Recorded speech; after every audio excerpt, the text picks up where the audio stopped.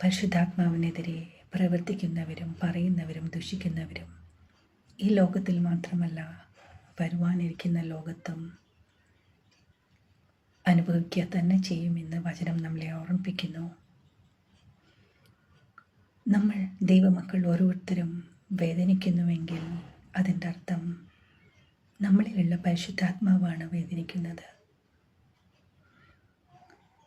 ദൈവത്തെ മറന്നു നമ്മുടെ സ്വന്തം ഇഷ്ടത്തിനു വേണ്ടി നടക്കുകയാണെങ്കിൽ എന്തിനാണ് നമുക്ക് ആത്മീയത? ആരും എന്തും പറഞ്ഞുകൊള്ളട്ടെ, പക്ഷേ നിങ്ങൾ അല്ലെങ്കിൽ നമ്മൾ തന്നെ സ്വയം വിശകലനം ഒന്ന് ചെയ്യാമോ? നമ്മൾ ചെയ്യുന്നതും പ്രവർത്തിക്കുന്നതും സത്യമായിട്ടാണോ? എവിടെയാണ് നമ്മൾ നിൽക്കുന്നതെന്നും ആരുടെ മുമ്പിലാണ് നമ്മൾ ഇതൊക്കെ ചെയ്യുന്നതെന്നും